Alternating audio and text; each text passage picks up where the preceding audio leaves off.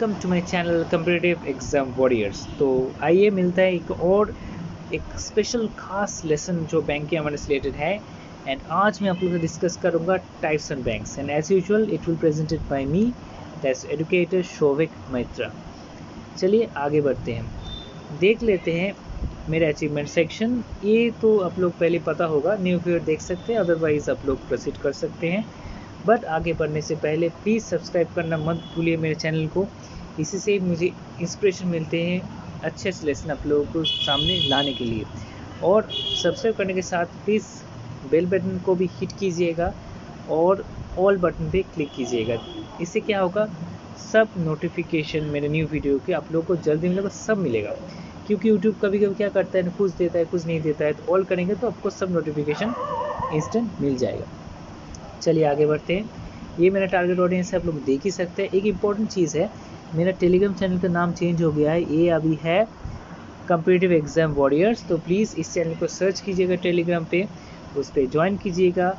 इससे क्या होगा, इस लेसन का पीडीएफ तो आप लोगों को मिलेगा ही, पिछले जो लेसन मैंने लिया है सबको पीडीएफ आपको मिल जाएगा, और आगे आने वाले लेसन पीडीएफ भी मैं वहीं पे ही डालता हूँ। चलिए, और अगर आप लोग अनअकैडमी के अनअकैडमी का प्लस कोड अगर आप लोग ज्वाइन करना चाहते हैं, मतलब प्लस कोर्स, तो आप लोग मेरा रेफरल कोड +R4SP यूज़ कर सकते हैं। इससे आप लोगों को भारी भरकम डिस्काउंट मिलेगा किसी भी अनअकैडमी के +7 कोर्स पे, किसी कैटेगरी पे, B it UPSC, B it banking, anywhere. Okay, चलिए आगे बढ़ते हैं, देख लेते हैं types of banks in India. पहले हम लोग बैंक की हायर की समझ लेते हैं, मतलब बड़े छोटे ऐसे करके होता है ना। तो सबसे बड़ा कौन है बैंक में, जो गुरु होते हैं बैंक को, वो है RBI, reserve bank of India, जिसको बोला जाता है सेंट्रल बैंक ऑफ इंडिया, जिसका हर एक तरह का नाम है, बैंकर्स बैंक, क्या बोल सकते हैं, लेंडर क्लासेस, और बहुत कुछ इसको बोला जाता है। उसके बाद आता है कमर्शियल बैंक्स, जो मेनली रेवेन्यू पे डिपेंड करता है। और कमर्शियल बैंक जो है second schedule of RBI act 1990 के तहत कमर्शियल बैंक्स आए हैं। Okay, second schedule of RBI act 1934। Cooperative banks जो फिलहाल, पहले cooperative banks cooperative society act 1965 के तहत थे, बट हाल ही में बैंकिंग रेगुलेशन एक्ट 1949 में अमेंडमेंट हुआ, और कोऑपरेटिव बैंक जो है ये फुल्ली RBI के जुरिस्डिक्शन अंडर आ गए, पहले नहीं आते थे। पहले कुछ फंक्शन RBI गवर्न करती थी, पर रिसेंटली PMC बैंक का क्राइसिस हुआ ना, मर्केंटाइल बैंक, और रिसेंटली और एक बैंक का क्राइसिस, कोऑपरेटिव बैंक। उसके बाद डिपोजिटर्स को सेफ्टी को सेफगार्ड करने के लिए, डिपोजिटर्स को मनी को वो लोग ठीक ठाक वो लोग मिल जाए, सब देखने के लिए पूरा जो कोऑपरेटिव बैंक का ढांचा है पूरा ही RBI के अंडर आ गया है, ठीक है। और लास्ट में आता है डेवलपमेंट बैंक्स, जैसे हो गया CDB, IDB और कमर्शियल बैंक्स को अभी हम लोग दो कैटेगरी भाग कर सकते हैं, डिवाइड कर सकते हैं। एक है शेड्यूल कमर्शियल बैंक्स और एक है नॉन शेड्यूल कमर्शियल बैंक्स, दो कैटेगरी में डिवाइड कर सकते हैं। शेड्यूल कमर्शियल बैंक्स कौन सा है, जो second schedule RBI act 1934 defined है, वो शेड्यूल कमर्शियल बैंक्स, और बाकी जो होता है और नॉन शेड्यूल कमर्शियल बैंक, जैसे हम लोग बोल सकते हैं प्राइवेट सेक्टर बैंक्स। तो चलिए आगे बढ़ते हैं, अभी देख लेते हैं शेड्यूल कमर्शियल बैंक्स के बारे में थोड़ा और कुछ। जैसे हम पहले ही बोले ही लिखा है, आप लोग देख सकते हैं, 2 conditions that needs to meet for scheduled commercial banks। First of all, जैसे हम लोग बोले ना, प्राइवेट सेक्टर बैंक्स को सेटअप करने के लिए कुछ क्राइटेरिया होता है, पेड अप कैपिटल का 20% की 200 करोड़ मिनिमम, और कुछ साल भी 300 करोड़ होना चाहिए, ये सब होना चाहिए। सिमिलरली शेड्यूल कमर्शियल बैंक्स का भी सेटअप का कुछ क्राइटेरिया, कुछ कंडीशन होता है। जैसे इसका पेड अप कैपिटल रिजर्व होना चाहिए ₹5 लाख।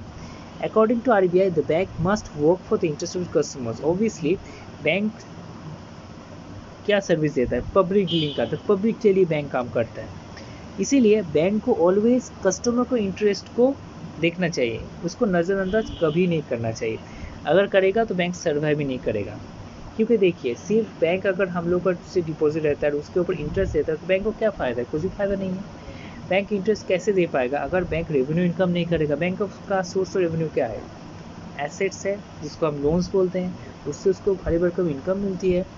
और किससे मिलती है, लॉकर फैसिलिटी से मिलती है, कुछ फैसिलिटी मिलती है क्रेडिट कार्ड से, म्यूचुअल फंड से, पर main source revenue obviously loan है, एसेट है बैंक।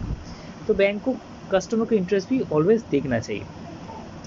अभी एक छोटा सा क्वेश्चन ले लेते हैं, जैसे हम पहले ही बोले यहाँ पे, तो RBI को बोला जाए लेंडर क्लासेस, क्यों बोला जाता है, क्या होता है, कभी भी कोई बैंक अगर फिनेंशियल ब्रांच में आ जाए तो RBI को फॉरवर्ड करती है उसका प्रॉब्लम सुलझाने के लिए। एंड आरबीआई ऑलवेज उनके रेस्क्यू के लिए आता है by providing various remittance facilities.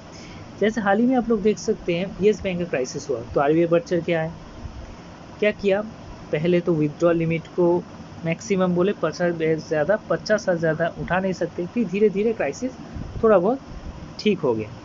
पहले क्या था, सब लोग पैसे उठा रहे थे इस बैंक से, जिसमें हालत ख़राब हो रहा था, तो आरबीआई सामने आया कि इस बैंक पूरा डूब जाता, सेफ गार्ड किया इस बैंक को भी, कस्टमर के डिपॉजिट को भी, इंटरेस्ट को भी देखा और पैसे के विथड्रॉल को कैप कर दे 50,000 में, फिर धीरे धीरे बढ़ा के अभी नॉर्मल हो गया सिचुएशन। तो आरबीआई करती रहती है ऐसे ही। ICICI बैंक में क्राइसिस आया था, सब पैसे उठा रहे थे ICICI बैंक, तब भी आरबीआई सामने आया, ICICI बैंक ने सपोर्ट किया प्राइवेट सेक्टर बैंक का फिर भी। तो आरबीआई को इसलिए बोला जाए lender last, not only for scheduled commercial banks but also non scheduled private, सबके लिए आरबीआई लास्ट वर्ड है। अभी कोऑपरेटिव बैंक भी आरबीआई के जुरिस्डिक्शन से फुल्ली आ गया।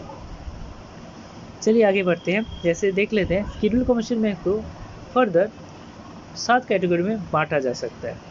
जैसे होता है पब्लिक सेक्टर बैंक्स, जैसे होता है public sector banks, private sector banks, foreign banks, regional banks जिसको मैंने ऑलरेडी डिस्कस कर दिया, local area banks, small finance bank, payment banks.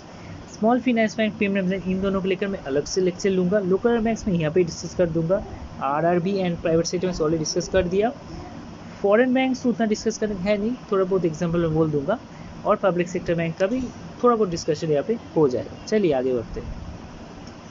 Public sector banks किसको बोला जाता है, जिस बैंक का majority stake that is more than 50% है बाय द गवर्नमेंट, उसको बोला जाता है public sector banks. The shares of this banks are also listed on stock exchange, जैसे BSE Bombay stock exchange, NSE वैसे वगैरह। मतलब एक छोटा सा है, उतना डिटेल्स नहीं है क्योंकि उतना एग्जाम पर्सपेक्टिव इंपॉर्टेंट नहीं है, इसलिए मैं कम ही रखता हूँ शॉर्ट। प्राइवेट सेक्टर बैंक्स मेरा अर्ली वीडियो देख लीजिए, वहाँ पे अच्छी तरह से डिस्कस कर ले private sector banks.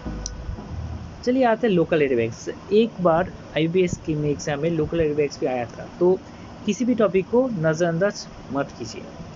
These are basically small private banks conceived as low-cost structures which should provide efficient and competitive financial intermediation services in a limited area operation, mainly rural and semi-urban areas. Actually ये लोग का fund जो होता है बहुत कम होता है, बहुत ही छोटा जगह पे ये लोग ऑपरेशन करते हैं और बहुत लिमिटेड स्केल ऑफ ऑपरेशन है, और मेनली ऑपरेट करते हैं rural and semi urban, because urban पे तो हम लोग कमर्शियल बैंक्स को ही से लोन लेते हैं, फिर लोकल एरिया बैंक में कौन जाएगा, कोई नहीं जाएगा।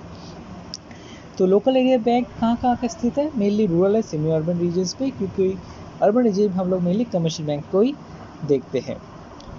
ये छोटा मोटा डिफरेंट लोकल बैंक का मतलब इतना जानेंगे तो काफ़ी है।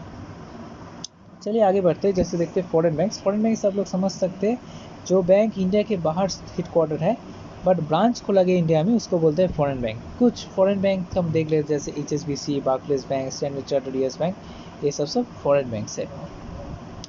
मतलब इनका हेडक्वार्टर और बाकी मेन सोर्स ऑफ ऑपरेशन बाहर है, पर ये लोग इंडिया में ऑपरेट करते हैं। रिजर्व बैंक्स ऑलरेडी मैंने डिस्कस कर लिया है अगले वीडियो पे, आप लोग देख सकते हैं। नेक्स्ट आते हैं स्मॉल फाइनेंस बैंक्स। यहाँ हम एक्चुअली बहुत ही कम डिस्कस करेंगे रिगार्डिंग स्मॉल फाइनेंस बैंक और पेमेंट बैंक, क्योंकि मैं अलग से लेक्चर लूँगा इस टॉपिक के ऊपर, इन दोनों के ऊपर, small finance bank and payment bank.